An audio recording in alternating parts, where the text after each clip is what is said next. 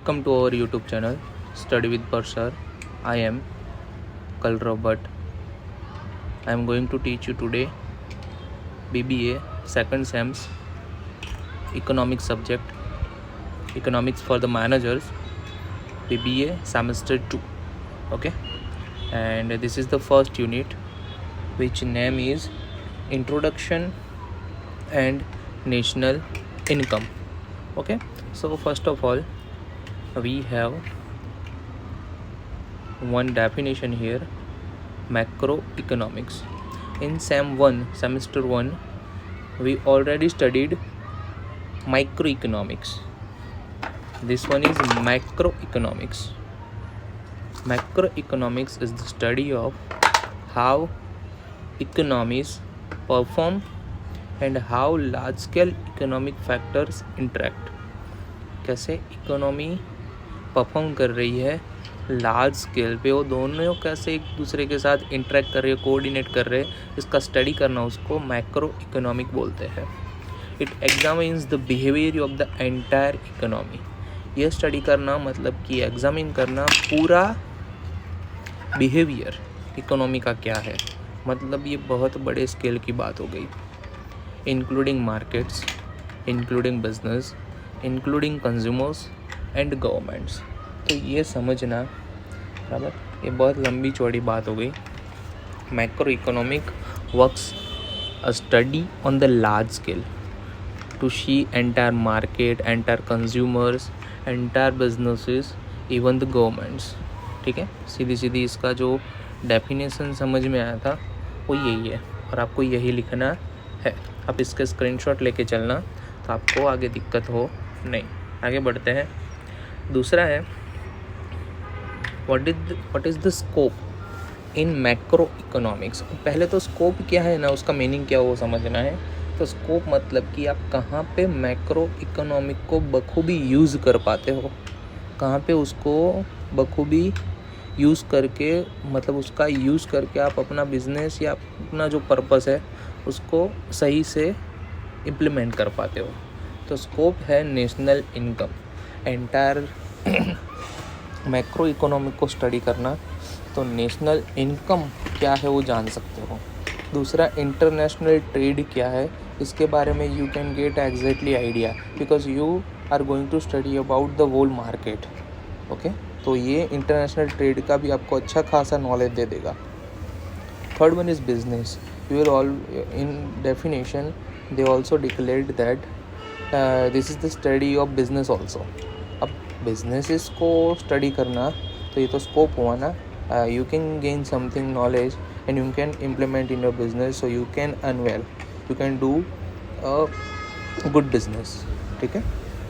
Theory of employment, यहाँ पे अच्छे से अच्छा रोज़गार आप पैदा कर पाओगे, एम्प्लॉयमेंट को क्रिएट कर पाओगे. तो इसका एक ये भी यूज़ है, ये भी एक स्कोप है. आगे cost structure, you can design your cost structure according to the situation of the market. You can manage your own economy by creating a well maintained cost structure in your business, in your industry, wherever you want. Sixth one is money. You can create money. Actually ये money ऐसे नहीं लिखा जा सकता. If I want to explain in simple term in a desi language, then I can say that you can create a capital for your own. ठीक है, आप अपने लिए ना एक कैपिटल जनरेट कर पाओगे, एक्स्ट्रा पैसा पैदा कर पाओगे, where you can use some elsewhere to gain extra profit as a dividend or as a extra income. Okay, last one is investment. You can find the better way to do the investment, like in a particular way that you can gain, definitely you will gain something or something, because you are know whole market, whole economy, or I can say the whole situation or the right situation of your country. आप अपने country की एक perfect situation जान रहे हो कि where you will invest and where you can earn the money. तो आपको इतने स्कोप मैक्रो इकोनॉमिक को स्टडी करके आसानी से मिल सकते हैं. You can be the smart investor also, and you can be a smart businessman also. ठीक है, आगे बढ़ते हैं. Importance of the macro economic, जो ऊपर थे वही इम्पोर्टेंस होते हैं, लेकिन यहाँ पे थोड़ा अपने को घुमा के लिखना है. इकोनॉमिक परफॉर्म्स एंड इंडिकेटर्स, तो इकोनॉमी क्या परफॉर्म कर रही है आप ये जान पाओगे, इसका इंपॉर्टेंस है। मैक्रो इकोनॉमिक स्टडी करोगे तो आप इकोनॉमी कैसे परफॉर्म कर रही हो जान पाओगे, और क्यों अच्छे से परफॉर्म कर रही है, क्यों अच्छे से परफॉर्म नहीं कर रही है, उसके इंडिकेटर्स जान पाओगे। पॉलिसी फॉर्मुलेशन आप जान पाओगे कि लोग कैसे बिजनेस कर रहे हैं या मुझे कैसे बिजनेस करना चाहिए, बराबर। बिजनेस साइकिल प्रेडिक्शन, आपको पता चल जाएगा कि where my product will go in next 2 months, means you can do the prediction of your product कि where it will go rise, where it will go low, ठीक है। ट्रेड एंड इंटरनेशनल इकोनॉमिक्स, आप international economy में perform कैसे कर पाओगे उसकी भी एक परफेक्ट आइडिया ले पाओगे। सो you can do a smart business with your foreign consumer also. Resource allocation, you can find the resources where you can do a better business, or you can do the development in your business, okay। तो आपको एक अच्छा खासा इसका भी idea मिल जाएगा। Employment, you can create the employment, you can give the job to other people, you can find the way to grow your business, it will react with your employment also. Inflation, inflation is like you can get the बोलते हैं warning bell, आपको warning bell मिल जाएगा कि where market will fall, कब market गिरने वाला है, आपको उसका एग्जैक्टली आइडिया मिल जाएगा। So you can deal with inflation also, आपको बचा लेगा। Last one is long term growth. अब कोई भी मैक्रो इकोनॉमिक है ना, तो उसका स्टडी बहुत लार्ज लेवल पे है, तो सिंपल सी चीज़ है कि उसका ग्रोथ भी लॉन्ग टर्म के लिए आप देखोगे। अब ये है limitation of the macro economic, बराबर। तो उसका एक्सेसिव जनरलाइजेशन, आप है ना हर चीज़ को है ना जनरली ले लोगे, आप इसमें कोई पर्टिकुलर या स्पेशल टास्क नहीं लोगे। एक एरिया में अगर एक इंडस्ट्री में एक पर्टिकुलर टास्क में अगर वहाँ पे आपको मंदी दिख रही है ना, बिज़नेस अच्छा नहीं दिख रहा है ना, तो आप एज्यूम कर लोगे कि अब ये सेक्टर में घुसने जैसा ही नहीं है, हालांकि वो एरिया में ऐसा होता है। लेकिन अपने है ना इसमें जनरलाइजेशन, फिर जनरल व्यू लेने लगते हैं, तो that may be A limitation. Objection of the aggregate approach, अपने को है ना एक अप्रोच मिल जाएगा जो है ना लेने के लिए डर लगेगा, अपने ना वहाँ पे एक ऑब्जेक्शन मतलब ऑब्स्टिकल पैदा हो जाएगा कि नहीं ये नहीं करना चाहिए। तो मे बी हो सकता है वो टाइम पे आपको कर लेना चाहिए था, आप बिज़नेस में वो प्रॉफिट कमा लेते हैं। जैसे मैं शेयर बाज़ार का एग्जांपल लूँ, शेयर बाज़ार में काफ़ी टाइम कैसा होता है कि मार्केट अच्छा नहीं चलता, फिर भी लोग कमाते हैं ना उसमें। तो यहाँ पे जनरल ऐसा सोच लिया कि मार्केट गिर रहा है, तो मार्केट गिर रहा है तो भी लोग प्रॉफिट तो कर ही रहे, तो ऐसा नहीं होता है, बराबर। तो ये भी एक लिमिटेशन होता है। Third one is individual change, अपने पर्टिकुलर कोई एक टॉपिक पे या कोई एक ऐसी चीज़ पे है ना, you can not do the individual change get you put down in your fall side, may be it is wrong decision for you. Last one is may not always right, आप macro economic को study करते कोई decision ले रहे हो, कोई policy बना रहे हो या कोई स्ट्रैटेजी बना रहे हो, तो हो सकता है that will be not always right, because you are viewing or you are searching or you are analyzing whole economy, but आपके एरिया में या आपके सेक्टर में कोई अलग ही फंडा हो सकता है। तो ये लिमिटेशंस होती है, लिमिटेशंस से भी ज़्यादा अपने लीक्स होते हैं, but this for I find much suitable for macro economic. ठीक है, आगे बढ़ते हैं। What is the national income? National income is the total market value of a countries production over the course of the year. एक साल में कोई एक कंट्री कितना प्रोडक्शन करती है ना, उसको नेशनल इनकम बोलते हैं, बराबर। नेशनल इनकम 3 तरह से मेज़र की जा सकती है। एक तो कितना एक्सपेंडिचर किया कंट्री ने, कितना इनपुट लगा के कितना प्रोडक्शन किया, और दूसरा स्केल, और तीसरा कितना वैल्यू एडेड ईच प्रोडक्शन के लिए कंट्री ने ट्राई किया। ये तीनों के फैक्टर एलिमेंट्स को टोटल गिना जाए ना, तो ये नेशनल इनकम को जज करती है या डिक्लेयर करती है। अपने को 3 पॉइंट पे ध्यान नहीं देना है, सिर्फ अपने को डेफिनेशन पे ही ध्यान देना है। अब ये है सर्कुलर फ्लो ऑफ इनकम। पहले मैं सर्कुलर फ्लो ऑफ इनकम को थोड़ा समझाने की कोशिश करूँगा कि जो अपना पैसा है ना, वो कैसे घूम के वापस अपने पास आता है, अपने को वो बारे में सोचना है। ठीक है, तो पैसा घूम के कैसे अपने पास आता है, वो चीज़ पे अगर देखा जाए ना, तो cash circular flow of income ऐसे समझा जा सकता है। The circular flow model is used to measure a nation's income, as the circular flow model measures both cash coming into and existing a nation's economy.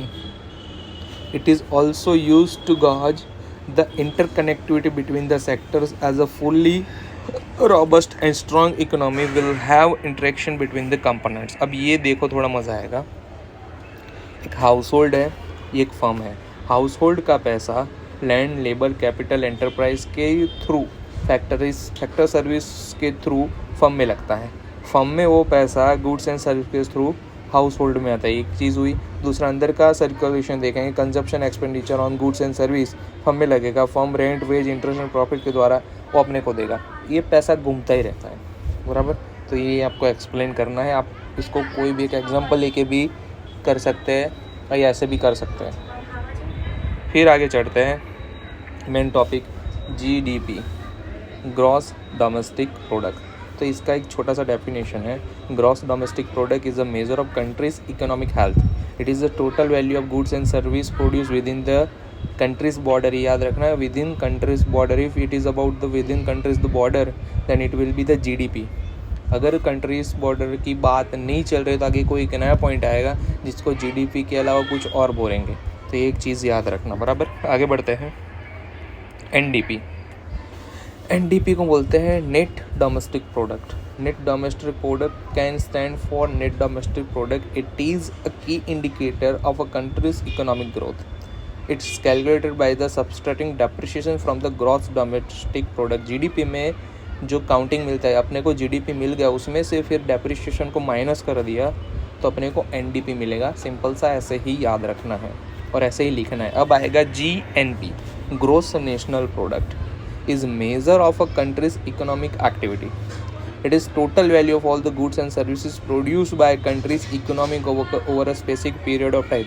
अपने को GDP जैसे ही दिखा, but what is the difference in this is this includes all economic production by a country's people or its companies, whether the production takes place within the country or in another country. ऊपर था कि country में, मतलब border के अंदर बना हो तो ही वो GDP होगा। यहाँ पे ऐसा नहीं है। अगर कंट्री के लिए बनाया है, कोई कंपनी के लिए बनाया है, अपनी कंट्री के लिए बनाया है, बट उसका मैन्युफैक्चरिंग ऑर्डर बाहर की कंट्री को दिया है और फिर वो अपनी कंट्री के लिए बना रहे, फिर भी वो GNP में गिना जाएगा, ये याद रखना। अब आगे है net national product, NNP is a gross national product, the total value of finished goods and the services produced by country citizen overseas and domestically. अब इंटरनेशनली भी हो सकता है, डोमेस्टिकली भी हो सकता है, उसका कोई मैटर नहीं करता है। बट लास्ट में जो भी अपने को मिला है उसमें से डेप्रिसिएशन माइनस कर दो, फिर जो बचे उसको NNP बोलते हैं, नेट नेशनल प्रोडक्ट। ठीक है, याद रखना है। मोस्ट टाइम पे इसमें से एक पूछेंगे ही। अब आगे है the difference between national income eight factor cost and national income eight market price. थोड़ा पढ़ेंगे इसके बारे में। The difference between national income at factor cost and the national income at market price is due to indirect tax and the subsidies. National income at factor cost is based on the cost factors of the production instead of market price. This removes the effect of the subsidies or the indirect taxes. Indirect taxes और subsidies को ये affect नहीं करता, उसको गिनता ही नहीं। अब what is national income? What is per capita income? तो डेफिनेशन क्या है? Sum total of total money produce from new services in a year. New services से जो कमा रहे उसको नेशनल इनकम बोलते हैं। What is the per capita income? जो इनकम आई है divided by number of the population से उसको डिवाइड करेंगे तो मिलेंगी पर हेड इनकम, उसको बोलेंगे पर कैपिटा इनकम। अब डिटर्मिनेट फैक्टर क्या है नेशनल इनकम के? तो वेजिस है, डेप्रिसिएशन है, लॉसेस है, रेंट है, मिक्स्ड इनकम है, डिविडेंड है, वो सारी चीज़। पर कैपिटा इनकम का क्या है? तो पॉपुलेशन और नेशनल इनकम, ये दो ही चीज़ से एक फार्मूला बनता है, फार्मूला से पर कैपिटा इनकम ढूंढ पाते हैं। इंक्रीज़ क्या है? Can be increase by proper utilisation of the resources है उसका मैक्सिमम यूज़ करते जाएंगे तो नेशनल इनकम बढ़ती जाएगी। पर कैपिटा इनकम इंक्रीज कब होगा? जब it can be increase when the growth rate of the national income is greater than the population growth rate. ठीक है। Who determine it? The national income is a measure of the nation's economic performance. इससे economic performance से idea आ जाएगा कि मेरा national income कैसा है। जबकि पर कैपिटा इनकम है ना, ह्यूमन डेवलपमेंट इंडेक्स को बढ़ोतरा देती है। ह्यूमन डेवलप HDI अगर बेस्ड होता जाएगा ना तो पता चल जाएगा पर कैपिटा इनकम भी अच्छा बन रही है। अब नेशनल इनकम से इकोनॉमिक लेवल कैसा है वो पता चलता है, इकोनॉमिक ग्रोथ रेट पता चलता है। तो पर कैपिटा इनकम से क्या पता चलता है?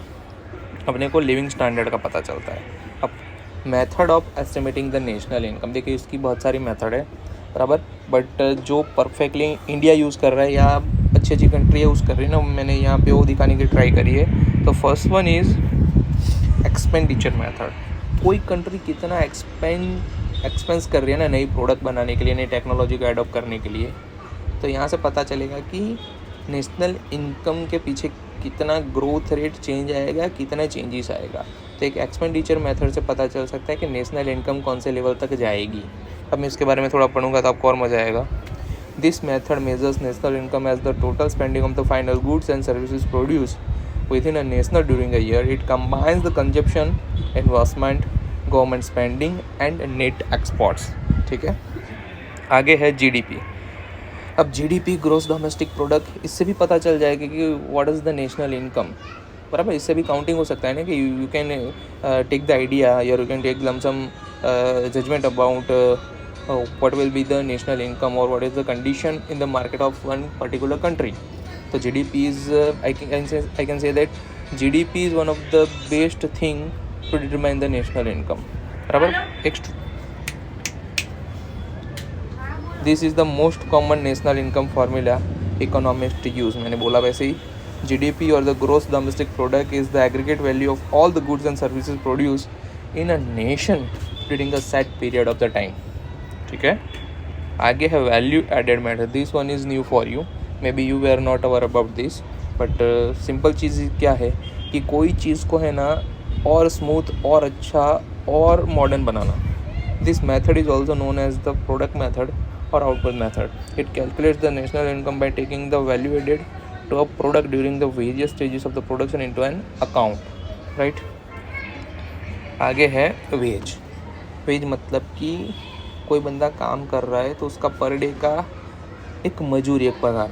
This method calculates national income as a flow of factor incomes. The four main components of the production are labour, capital, land and entrepreneurship. Right, and this one is NDP। This is yearly measure of the country's economic production modified for the depreciation. It's computed by subtracting GDP from the depreciation. GDP में से depreciation उड़ा दिया तो अपने को मिल जाएगा NDP। Last one is production. This method gives the gross domestic product at the market price। तो इतने पास इतनी methods थी to calculate the national income। मैं यहाँ पे मेथड वर्ड थोड़ा मेरे को सही नहीं जम रहा है, बट इतनी तरह से अपने है ना कोई कंट्री का नेशनल इनकम का एक बोल सकते हैं ना कि अजम्पशन ले पाएंगे बस। आगे है नेशनल इनकम का इम्पोर्टेंस क्या है, उसका यूज़ क्या है। बराबर, तो इकोनॉमिक एक्टिविटी एंड ग्रोथ, उसके लिए उसका यूज़ हो सकता है। पब्लिक पॉलिसी क्रिएशन के लिए भी इसका यूज़ हो सकता है। टैक्स रेट को मेंटेन करने के लिए, डिसीजन लेने के लिए उसका यूज़ हो सकता है। इकोनॉमिक ट्रेंड जानने के लिए उसका यूज़ हो सकता है। इकोनॉमिकल कोई प्लान करना है देश को या अपने को तो उसका भी यूज़ हो सकता है। पर कैपिटा इनकम जानने के लिए इसका यूज़ हो सकता है। इनकम डिस्ट्रीब्यूशन कौन से सेक्टर में कितना करता है, कितना रिक्वायरमेंट है टू मेक द बजट, तब इसका यूज़ हो सकता है। कंपेयरिंग स्टैंडर्ड ऑफ लिविंग, कोई एक कंट्री का दूसरी कंट्री से या कोई एक स्टेट का दूसरे स्टेट से स्टैंडर्ड ऑफ लिविंग कंपेयर करना है, ह्यूमन डेवलपमेंट इंडेक्स कंपेयर करना है, तो you can do very easily by using the national income. ठीक है, फिर इन्फ्लेशनरी एंड डिफ्लेशनरी प्रेशर जो होता है वो भी यूज़ हो सकता है। आप ये नहीं लिखोगे तो भी चलेगा। इकोनॉमिक परफॉर्मेंस के लिए you can use the national income, उसके लिए तो है।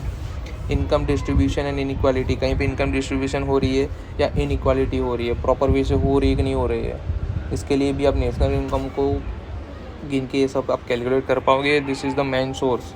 Economic policy and development plan करने के लिए आप इसका यूज़ कर पाओगे। Structural changes, you can, if you want to do a changes in one particular sector, if that sector not giving you what you expected in the past, then you can do the changes by measuring the NI, national income, right? Comparing nations, you can do a comparison between two nations and take the overall idea about which country is ahead than another country. Sectoral contribution, national income accounting can show the contribution of each sector towards the growth of the economy। और अब last में है what is the problem in estimating of the national income। National income count करने जाओ तो काफ़ी ऐसे problems हैं जो फेस करने पड़ते हैं। पहला ये डेटा, जब आपको डेटा मिल रहा है ना, वो एक तो रियल टाइम नहीं होता और रिलायबल नहीं होता। हो सकता है कि आपके पास डेटा है वो परफेक्ट नहीं है। बराबर, ये दूसरा पॉइंट है लैक ऑफ रिलायबल डेटा, जो मैंने ऑलरेडी डिस्कस कर लिया। नॉन मोनेटाइज सेक्टर, ऐसे सेक्टर होते हैं कि जहाँ से कोई डेटा ही नहीं निकलता, अगर निकल रहा है तो भी वो परफेक्ट नहीं है, वो कोई काम का नहीं है। अब इलिटरेसी है, कहाँ पे कोई पढ़ाई वढ़ाई करी ही नहीं है, वो जगह को अपने निगलेक्ट कर लेते हैं, ठीक है, वो गिनते ही नहीं, इग्नोरेंस आ जाता है उसका।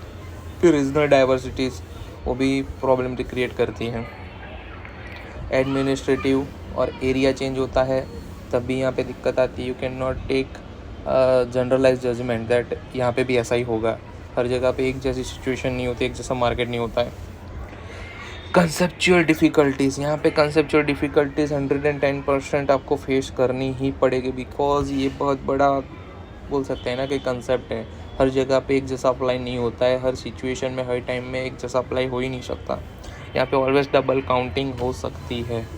यहाँ पे इलीगल इनकम जो कर रहा है ना, ब्लैक मनी, वो काउंट नहीं हो सकती, क्योंकि वो बताएगा ही नहीं कोई इंसान। नॉन ट्रेडेड ऑपरेशन कभी यहाँ पे कैलकुलेट नहीं होते हैं, और हो रहा है तो इम्पॉसिबल टू जज, ठीक है। Portfolio investment and used good skills, यहाँ पे पोर्टफोलियो इन्वेस्टमेंट और गुड स्किल्स कभी भी यहाँ पे ना एक बोल सकते हैं ना कि कभी भी नई प्रोडक्शन सिस्टम के लिए अप्लाई नहीं होगा। तो यहाँ पे एनआई में जजमेंट करना ये थोड़ा तकलीफ हो सकता है। Portfolio investment and used good sales, ठीक है, ये इतने दिक्कत वाले टॉपिक है जो नेशनल इनकम को एस्टिमेट करने में प्रॉब्लम क्रिएट कर सकते हैं। आप इंटरनेट से और कुछ भी यहाँ इसके बारे में जान सकते हो, लेकिन मैंने जो मेजर थे which is related with our India, तो मैंने सब यहाँ पे दिखा दिए है। तो this one is just what about first chapter macro economic का था। यूनिट 1 कंप्लीट हुआ, जल्द ही और यूनिट 2, यूनिट 3, यूनिट 4, यूनिट 5 जो भी है आपके सिलेबस में वो आ जाएगा। तो लाइक शेयर एंड सब्सक्राइब कीजिए, ज़रूरत पड़े तो मुझे मैसेज कीजिए, हर मैसेज में आप कमेंट करिए प्लीज़। जितने सब्सक्राइबर बढ़ते जाएंगे उतने मैं लाइव लेक्चर की तरफ भी सोच रहा हूँ कि रोज़ एक आपका लाइव लेक्चर लूँ। एग्ज़ाम में IMP आएंगे, एग्ज़ाम में जो यूनिवर्सिटी में पेपर लिए गए, मेरे पास 5-6 साल के पेपर पड़े हैं, तो मैं उसमें से भी IMP निकालने की कोशिश करूँगा। So don't worry, I am with you. और अपने को आपको यहाँ पे कोई पैसा नहीं देना है, कोई आपको हमारी टीम में से पैसा मांगेगा भी नहीं। सो सब एकदम निश्चिंत रहिए, आपको पूरी हेल्प की जाएगी टू क्रैक योर एग्ज़ाम, ठीक है। तो मैं था कल Robert and I am from study with but sir channel. So like share and subscribe कीजिए। जय माता जी, हर हर बोले, बाय।